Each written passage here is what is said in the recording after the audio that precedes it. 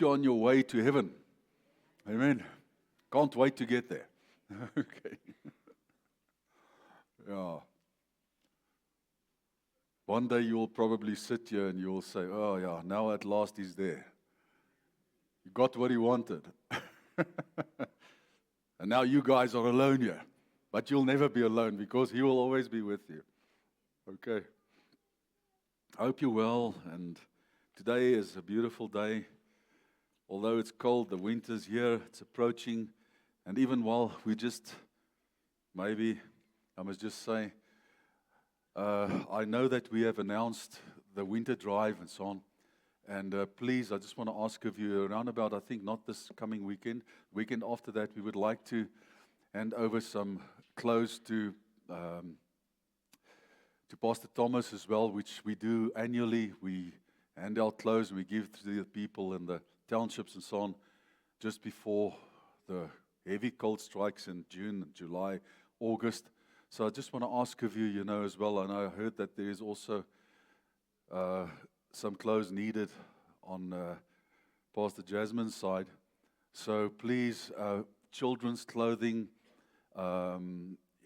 jackets, socks. Okay, these things are important. Socks, maybe gloves. I don't know if you got a spare set of gloves at home. I know I've got. So, I can only wear one pair of gloves at a time, So the same story with you. You can also only wear just one jacket at a time. So we don't need many of these. But there are people who don't have anything. So please, just want to ask of you that this year as well, that we think of the people who don't have, especially in the cold. It's difficult out there. And where we can, we must help in that way. So, next weekend, the weekend after that, and even during the week, it doesn't matter. Come and drop, the clothes off here in a bag or what have you. And that's what we do every year. So this is annually a thing that we do. We have this winter drive, and we give what we can. And, and then I heard we have mothers in this place this morning. Yeah. Wonderful, beautiful mothers. Can I please ask that all the mothers would stand? Can you just stand for us? Is it possible? Let us see what a mother looks like. Amen. Yeah. We just want to say, I think if I can't do it justice, but I think if the Lord Jesus had to stand here this morning and just to say to you how much He appreciates you, for being good mothers to the children, which He has entrusted to you, to His children, which do not belong to you, but you are just stewards of them for the time that you are here on earth. And I would think the Lord would commend you and love on you and bless you, for looking after them on His behalf, if I may say that. You know what I mean, here on earth. For nurturing not only the children, but the children like myself as well, because I'm also a child in the house, and my wife also nurtures me and feeds me and clothes me, and, she wants to tell me, wear this, wear that, do this, do that, and which is not bad, it's good, okay, and so we just want to say we love you, we appreciate you, and we should have a day like this every day. Not once a year, I always tell Celeste as well, I don't like Mother's Days, Father's Days, birthdays, whatever, because of the fact that I think every single day should be special. We don't know whether today is our last day or tomorrow is our last day, so we should not wait for Mother's Day. You should give Mother today, tomorrow, every single day, the honor and the respect, and fathers as well, and one another in general. So, but it is also a good thing to, sort of take a day and say, bless you. So we're going to do a prayer for you. And afterwards, I heard that Bianca and them has arranged for you to have a special cupcake, a mother's cupcake. The fathers can't have it. Okay, if they eat it, they will get sick because it's a mother's cupcake. Okay, right. So just after the service, please just go through to the coffee shop and go and have a lovely cupcake on that side. And just know that we love and respect. And you know what? I just want to say this to you. For the mothers that are here, I was sitting here this morning, and it just came to me. Something came to me which is very important. And that's why I salute you who are here this morning, okay, as mothers. Because the Lord said to me, He said to me, Andre, I am before mothers were. And the mothers that are here this morning understands that I am was before they were. That's why you are here.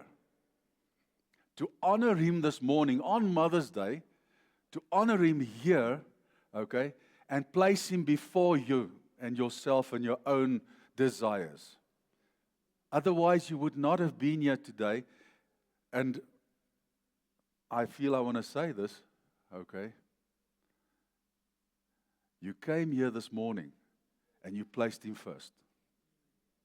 Before Mother's Day meals, Mother's Day whatevers and so on. And I salute you for that. I salute you for that. To understand that He was before you were a mother. And that's why He will bless you and keep you. Let's pray. Father, I pray this morning in the name of Jesus Christ for every mother here. Thank you, Lord, for their lives. Thank you for their hearts. Lord, thank you for their love towards each and every one of us. Not only the children, but the husbands, Lord, and each and every one. Thank you for who they are. Thank you, Lord, for who you have created them to be. For the hearts that you gave them, Lord. The hearts of love and passion and compassion. And for that, Lord, I pray in this morning and I declare your goodness, your blessing, your mercy, your prosperity over their lives. Health, oh God, in the name of Jesus. Joy and peace will be yours in Jesus' name. I speak it over you in this day in the name of Jesus Christ. And I declare that God is with you. And I declare that God will lead and guide you in all truth in Jesus Christ's name. Lord, and I thank you, Father, that this blessing spoken over them, oh God, will echo unto eternity in their lives until the day that they see you face to face. Thank you, Father. We honor and we respect them in this morning, oh God. And we receive them as mothers in this place in Jesus' name, Lord. And therefore also we place them in your hands, oh God, in the precious name of Jesus, so that you could take them from glory to glory and strength to strength, Lord, and be with them all the days of their lives, oh God, in the name of Jesus. Amen. Bless you. We love you. Yes. Okay. What I'm going to do this morning is I'm going to share a short word with you, but I believe a very significant, necessary, powerful principle that we need to understand. Because man, and I don't care who you are, as long as you are flesh, there will be a portion of carnality and carnal thinking in us. And that is our greatest enemy, is actually this flesh. Satan has been overcome. Jesus overcome Satan on the cross. Okay. But our flesh, we need to overcome. So I'm saying that because of a specific reason. We are in the natural, we live in the natural, and we think carnally. That is who we are. And we try our best through teaching, through getting to know Jesus better and so on. We try our best to live and to exercise the principles of God's kingdom here on earth already. Because you must know that you are not from this world. The day that Jesus accepted you as His child, and the day that you gave your life over to the Lord, okay, you stepped into another realm of existence, the kingdom of God. But the problem is, because we live here, we stand with our one foot, okay, in this world, and we stand with our other foot in the kingdom, and constantly, we are sort of drawn, this way and that way. And it will be like that until the day that we die, unfortunately, okay? Because we still need to exist here. But the Lord uses us as channels here on planet Earth, to ground His word, to ground His kingdom principles here on earth as well. And He does it through you. You are His agents, Okay, so it is important that we understand certain principles which we need to make our own. And I'm going to share one of these principles with you this morning, which is so important, which is so powerful, which is supernatural, which God has given to you as His child. But you need to take hold of it, and you need to live it, and you will see the fruit of what God has given you. Okay, that was the intro. Are you ready? Okay. So I just wanted to say to you that the way that we should start thinking, the way that we should start operating in our lives, is we should start truly, this song that we sang just now about faith, and that we are moving in supernatural faith. That, Solly, you've got no idea how you were in the Spirit, okay, choosing that song to sing it just now. Because that is exactly where we are, and what God is busy with us is God has been teaching us certain principles of unity, for instance, okay? Remember last year I made those little taggies, and, the one said one, we are one in Christ, we are one with one another, and so forth.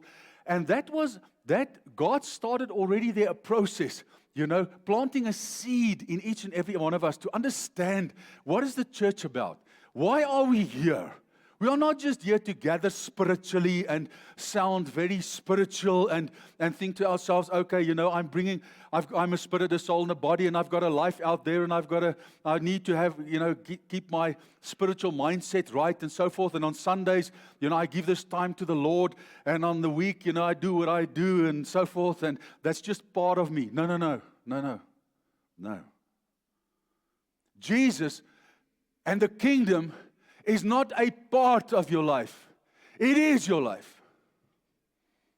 And we as children of God need to understand that principle, what it is to walk in the Spirit, what it is to live in Christ, not to make a decision and say, listen, okay, I need to get to this as well, because this is a part of who I am. It's not a part of who you are. It is who you are.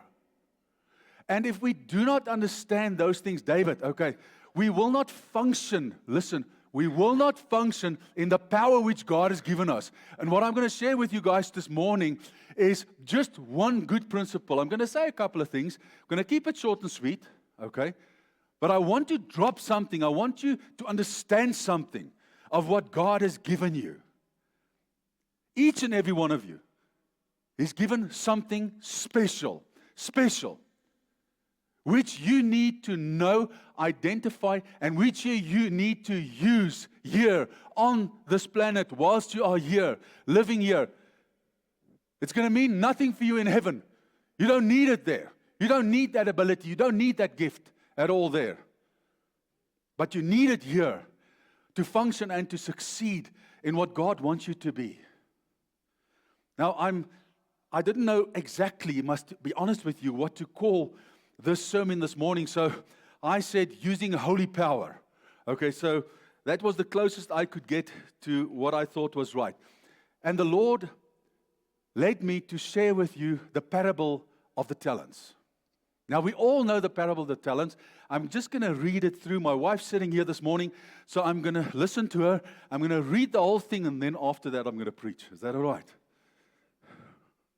Okay. Let's read Matthew 25, verse 14 to 27. For the kingdom of heaven, Jesus is teaching, all right, them certain principles, and is trying to teach the kingdom of heaven, what the kingdom of heaven is about. Because these are new Christians here, new people who got to know Him. They're used to the world, they're used to carnal mindsets and so on. So He needed to teach them something. What is the kingdom of heaven like? What is it like? Because He's taught them here also in Matthew 5, He taught them, listen, how to pray. How should we pray? Our Father that art in heaven, hallowed be your name. Let your kingdom come, let your will be done here on earth as it is in heaven. Okay, and then He goes on. But I just want to stop there because that is what this whole sermon is about this morning. Let it be done on earth as it is in heaven. Okay. For the kingdom of heaven is like a man traveling to a far country who called his own servants and delivered his goods. It was important for him to deliver his goods to them. And to one he gave 5 talents, to another 2, to another 1. To each according to his own ability. So God gave you a specific ability. And immediately he went on a journey. Then he who had received the 5 talents went and traded with them, and made another 5. And likewise he who had received and gained 2 more also 2. But he who received 1 went and dug a hole in the ground and hid his Lord's money. After a long time, the Lord of those servants came and settled accounts with them. So he who had received 5 talents came, brought 5 other talents, saying, Lord, you delivered to me 5 talents. Look, I have gained 5 more. His Lord said to him, well done, good and faithful servant. You were faithful over a few things. I will make you ruler over many. And he says, enter into the joy of your Lord. Then who had received 1 talent came and said, Lord, I knew you to be a hard man, reaping where you have not sown, gathering where you have not scattered seed. And I was afraid, and I went and I hid your talent in the ground. Look there, you have what is yours. And I gave it back to the Lord. But the Lord said and answered and said to him, you wicked and lazy servant, you knew that I reap where I have not sown, and gather where I have not scattered seed. So you ought to have deposited my money with the bankers, and at my coming I would have received back my own with interest. Now, I trust in this morning, I'm going to take just a bit of time, and I'm just going to explain to you exactly concerning what the talents, what was these talents, okay? What was God's purpose with, teaching them about the talents? And at the end of the day, how do we fit into this whole scenario? Now, the first thing in Matthew 25, verse 14, he says, for the kingdom of heaven is like a man traveling to a far country who called his own servants and delivered his goods. His goods. Now, that word goods there is his possessions. He gave what is his. Remember, we are talking about the kingdom of heaven here. So what the Lord is saying, he says, listen, I am this man, okay, that is traveling to a far country. And I'm handing over my goods, my possessions to you. And what the Lord Jesus did here, to try and explain it clearly to them, he gave those goods or possessions a name. He said, let's call it talents, okay? Because the people that were sitting there understood, money. They understood, only the principle, okay, of what money was and how that could relate to his possessions. He didn't say, listen, I gave the one the ability to trade, for instance. He had to generalize and to say, listen, let's take this and let's liken it as money. So my possessions, let's say my possessions was money. 5 talents of money, 2 talents of money, and 1 talent of money. Okay? And let's see what he says, and he takes them. So, and to the one he gave 5 talents, to another he gave 1, to each according to his own ability. Okay? Now, a very important thing here. I hope I've got your attention here. Just say yes or no. Okay. I'm not going to stretch this thing. I'm going to give it to you straightforward, plain. Okay. I never knew until I really took this word. I also just looked at it as a parable and a beautiful teaching, and we should actually, take the talents and do something with it and what God gave you and make it more, etc. But I did not really look at the depth of it. One word jumped out at me, which was very powerful. He said, I gave to each one according to his own ability. That word ability there, okay, is the word dunamis. That word dunamis is used when the Holy Spirit was poured out upon people on the day of Pentecost. The power of the Spirit was poured out. That power, that word dunamis means miracle working power. The power to do the supernatural. So what Jesus is saying here to his people, even before, because here where Jesus is doing this teaching, the Holy Spirit has not yet been poured out. But he uses that word beforehand already. And he says, listen, that ability that I have given you, okay? That I've given you an ability. Some of you the ability of 5 talents, some of the ability of 2 talents, some of the ability of 1 talent. But all those talents that I've given you is a supernatural ability which belongs to God and is one of His possessions in His kingdom, which He gave to here on earth, to each and every one here on earth, to use to your own advantage. Okay? So that is what the talents are all about here. It is actually not about His possessions. It is all about the fact that you have a supernatural talent, gift, ability that does not come from this world, that is given by God, which comes from His kingdom in heaven, which is precious. That's why He had such an issue with the one who dug a hole in the ground and hid it. Because you can't hide His talent. You should not hide. It's a sin. It's a sin, an abomination before God to hide that talent. He said, you wicked servant. You wicked servant. I gave you a supernatural, precious kingdom ability in this terrible, carnal, wicked world to be able to live and to overcome and to do what you need to do. Why did you take it and dug a hole in the ground and hid it? It's not there to be hidden. Rather give it to the bankers. Rather give it to this world, but don't hide it. Because the bankers, I mean, goodness, I don't know. The banks of today and some other people as well, which I won't mention, I don't know, they've got certain jobs in their lives. I don't know how on earth they're going to see heaven. Because they lie on behalf of other people who are guilty and so forth, etc. And the bankers, most of these banking systems just steal your money and take you for a ride and, charge interests, which the Bible says is totally wicked. Okay? So God said, listen, you could have even given it to the world, but you don't hide. You don't hide kingdom, okay, possessions. That's one thing you don't do, is you don't hide it. Rather than use it in the world.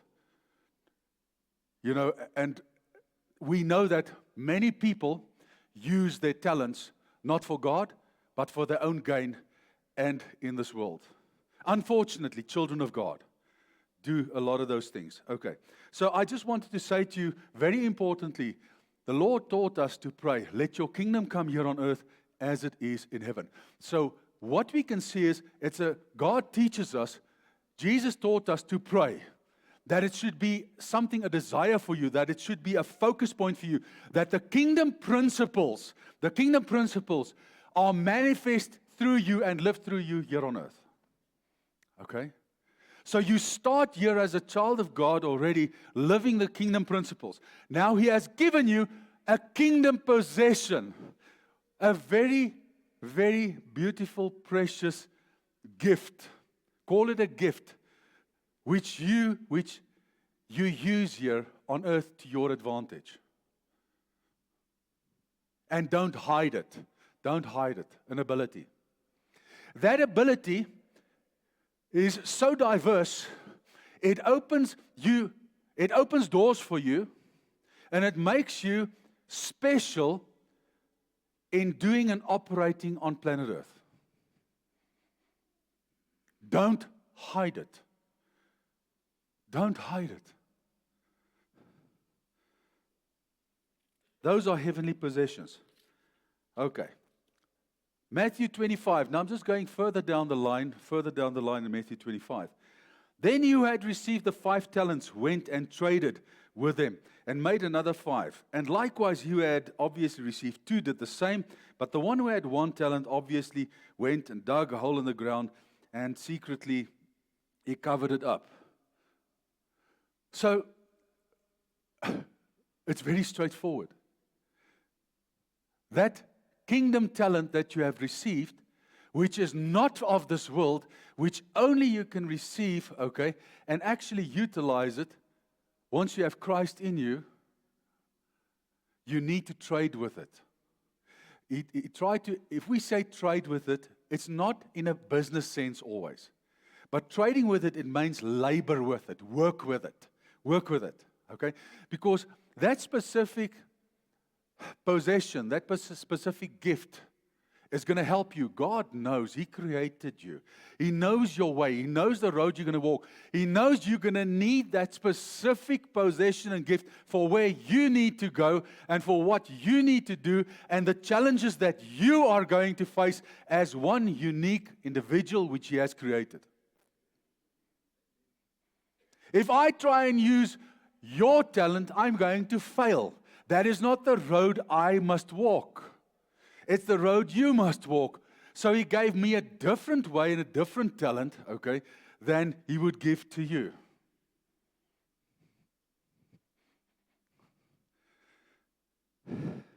Okay. So we need to be spiritual tradesmen, if I may say it. So you need to use that talent which you have. You know, I'm just going to throw it at you. You get certain people, have you seen this?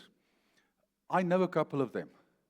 They just have a personality which people love to be in their presence. They would go up to somebody, just start chatting and so on, and you would love to just chat to that person. And you would feel so good in that person's presence just because how they operate, how they function, their body language, okay? You know, so, and that is that person's talent. So, you know, and gifting. They would be able to get anything out of you, and I'm not saying it in a bad way, because you just love them. You just love to be with them, okay? Then you have other people with other talents with specific knowledge or wisdom concerning certain things. And you also would like to be around them because when they say something, always when you're in their presence, they just say something and you say, hey, just like, but that thing, I can use it. I can use that, you know, and I feel, you know, that is an answer to a question I actually have. This guy doesn't even know it, okay? Or you have a person, you know, who has the ability to do woodwork. I'm just saying woodwork, okay? And is jy alright, Heiltjie? Huh? Piet vir Heiltjie 'n sweet of 'n ding. Hey, is jy okay? Jy moenie doodgaan op ons hier nie nou nie, hè? Okay, na die diens ja. But in any case, it is important that you know and that you realize that you need to trade, okay, with the talent that you have. Whatever that trading is, you need to do it. Because you can't hide it. If you hide it, people, I can't get away from the word. I have to be straight. Herbie, if you hide it, you wicked. Klaar. I didn't say it. Jesus said it. Okay? So the important thing for us as Christians is to know that God gave us something special which we have to work with. And I think a lot of us die, a lot of Christians die, sort of, you know, not knowing what it is or not utilizing it, but hiding it, okay, because of a lot of things. And I'm going to show you at the end why we hide it. There's a reason why we hide it. And it's very simple, actually. Let me show you what that dunamis power or that gift of yours actually does. From verse 19, after a long time, the Lord of those servants came and settled accounts with them. So he who had received 5 talents came and brought 5 other talents, saying, Lord, you delivered to me 5 talents. Look, I have gained 5 more besides them. His Lord said to him, well done, good and faithful servant. You were faithful over a few things. I will make you ruler over many things. Enter into the joy of your Lord. Now, what this specific ability of yours, this gift that comes from the kingdom of God, which God gave to you, His child, to use here on earth. It's not from earth. It's not from this world. It is supernatural. okay, has the ability to multiply. Whatever that might mean, it multiply in love, multiply in good things, multiply money, multiply, whatever it might be, favor. Favor can be multiplied.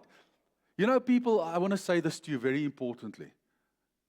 I've heard a lot of sermons and stuff on favor and God's favor and supernatural favor and so on. Can I tell you something? Favor is not something that you pray down from heaven. You don't ask God, Lord God, give me favor. Do you know that? Okay, let me tell you why. Favor, and that is where the Lord is taking us currently. He's trying to teach us certain principles to live by, okay? We do not understand who the Lord is and how the Lord, if I may call it reason, because of a lack of another word. Let me just give you an example. The Word of God says to us, Jesus comes and He teaches the people and He says to them, listen, I gave you a law previously because the Lord, Jesus gave them laws. He gave the law of Moses. Okay? And He could just as well have said, I gave you that law. That listen, when a man commits adultery, he must be stoned, etc., etc. But then He comes and He says, listen, for you who just thought in your mind, okay, and dreamed about a woman, you've already committed adultery before you did it. So just what I'm saying to you is, we serve the God of thoughts, if I may say that. We serve the God of hearts because everything originates inside. And that I'm going to preach on next week, if the Lord wills and I'm still alive. Okay, hallelujah. And it is important to know, okay, that even before you have given an offering, the Lord has either accepted an offering from you, from your heart or not. It is not the action of taking that 5 rand out of your pocket, giving it. It was the intent of the heart this morning, before I left home, whether I'm going to give or not. There already, you could have died on your way here. Listen to me. Let's get to confession of sin.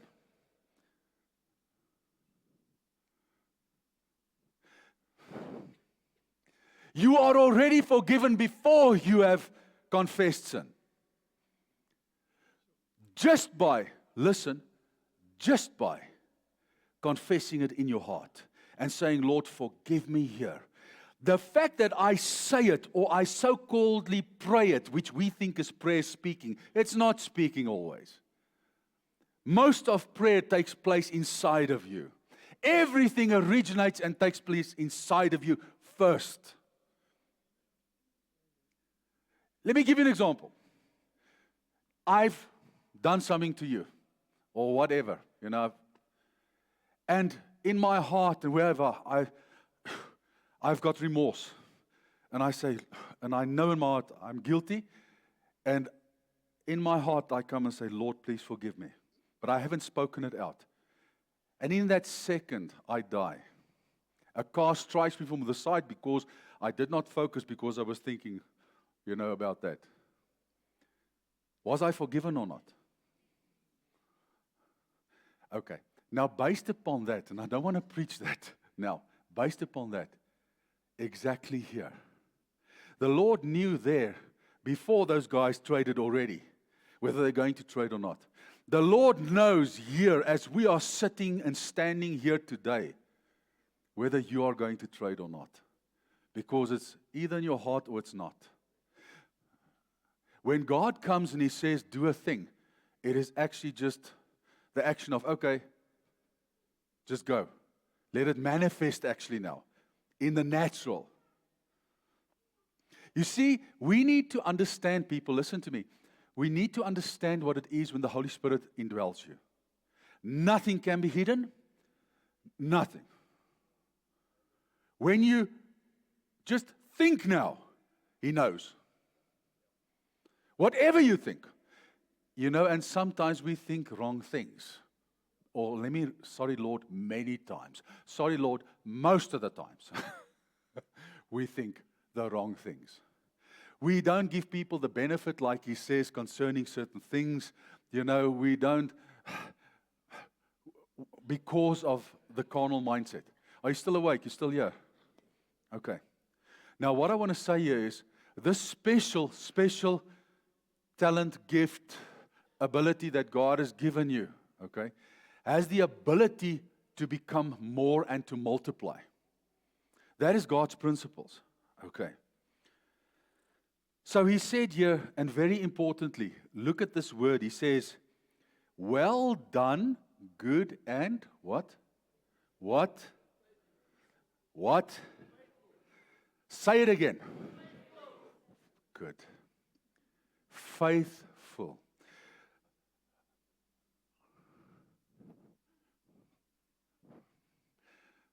The answer lies for everything in one word. Faith. Faith. Faith in what? Sorry, Lord. Faith in whom? Exactly. Now, for who has been in those sermons concerning what faith is and how we believe. Last week, Apostle Henny preached on, he said many things, but I just want to focus on one thing. He made a statement there on his notes, and he said, listen, that prayer is not to nag with God. Don't think you are going to nag with God. And he says, okay, twist my arm. Sorry, that's not the one we serve. We serve a gracious, good, righteous, truthful God. Before you have even asked for anything, He will do the best for you. But I need to believe it, Chris.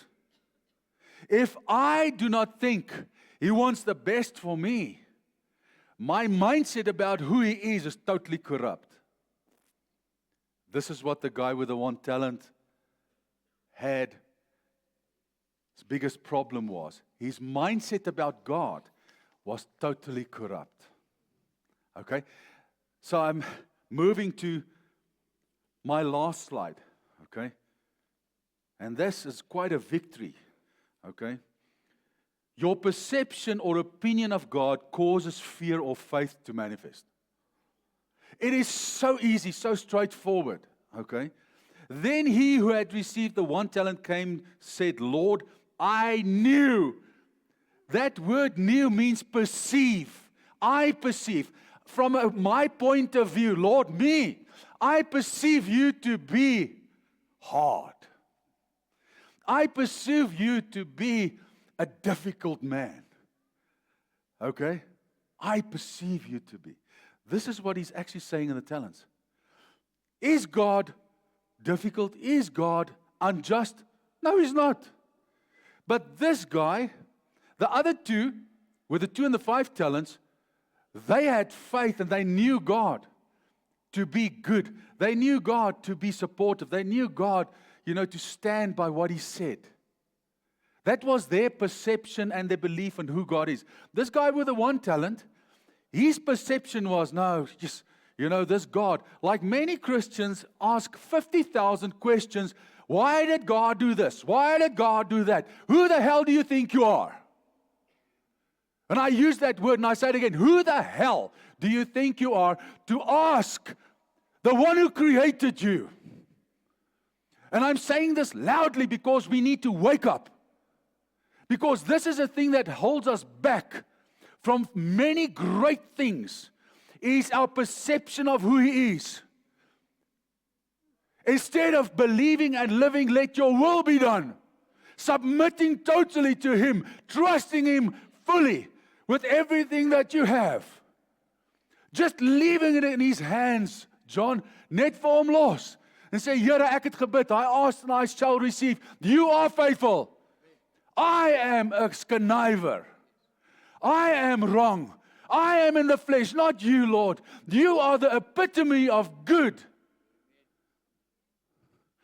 And if you can get to that place and be serious about it, no matter what happens, no matter how uncomfortable your life is, no matter what challenge you might have, what the scenario is, He stays good. He stays righteous. He stays gracious. He stays loving. He stays kind. Nothing changes. He cannot change. He is today, yesterday, and forever the same. That is who He is. That is why He said, I am. And it will never change. It cannot change. It did not change 6,000 years ago. It will never change in the next 6,000 or 100 billion years. If you have that faith, David, if you have that trust in Him, you will say to that mountain, cast yourself in the sea, and it will do so, and it will happen. That is what Jesus tried to teach us. But we need to wake up, David. We are more. Not we are conquerors. We are more than conquerors through Christ who strengthens us. But Christ can only strengthen you if you abide and if you align with His principles of His kingdom. Then only it can happen. Then only you are unstoppable. Then only nothing that forms, no weapon that forms against you can prosper. Only then. But as long as you have this idea of, what is God's plan, what is God's will, you're actually hiding. You must know what is His plan. He already said to Jeremiah 29, there He said, the thoughts and the plans that I have for you is good. It is for you to prosper, not for you to go under. Thousands of years ago, He said it already. Why don't we believe it thousands of years later?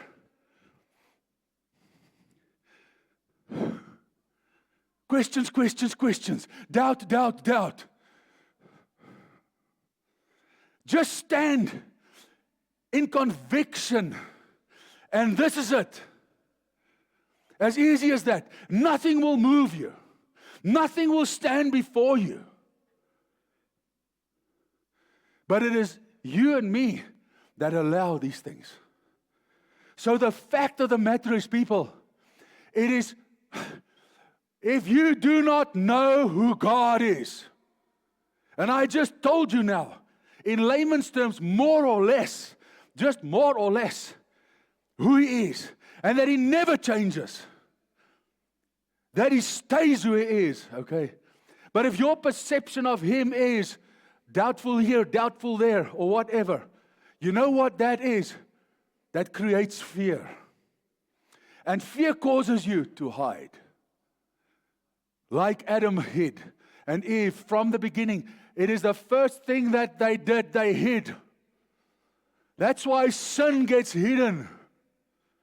And everything that is righteous, okay, is in the light.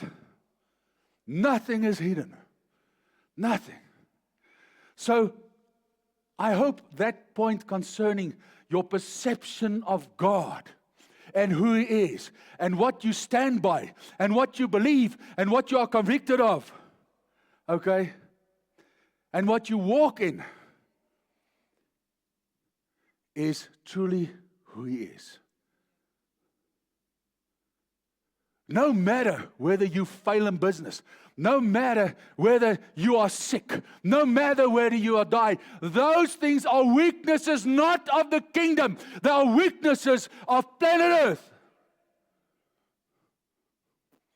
They are not from the kingdom. They are from earth. That's why they are bad. So that doesn't determine who God is. Say hello, Eli.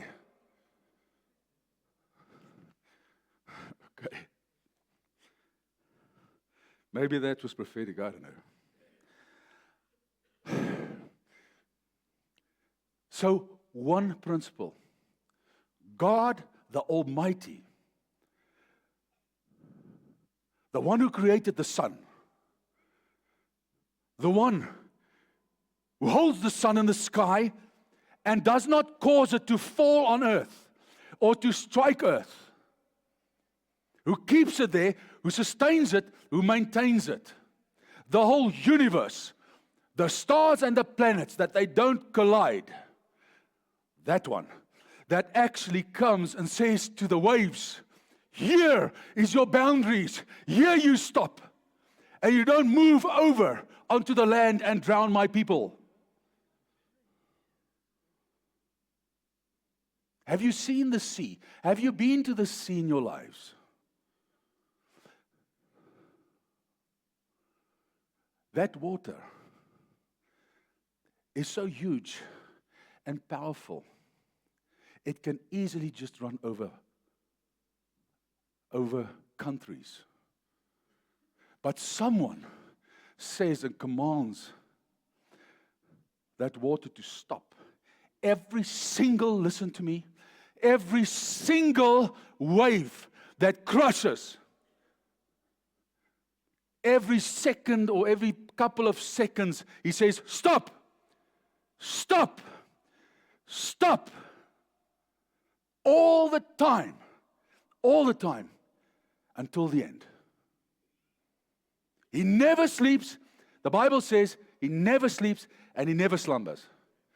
Constantly while you are sleeping, okay, he says, stop, stop, stop.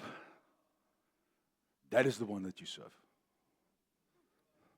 That is the one that we can trust. That is the one that we can stand with.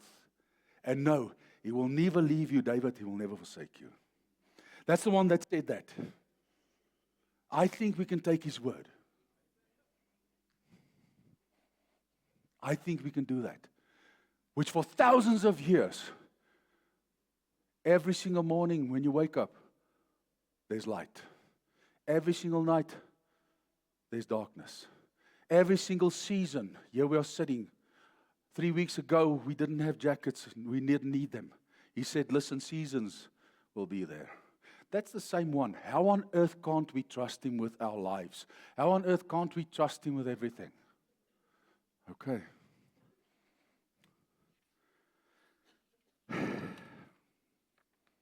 Well, that was the sermon. Thank you, thank you. See, I did it all. Not too long, eh? It was actually still too long. But in any case, people, we are a family, okay? Your family, your people sitting here, listen to me carefully. The guy sitting next to you,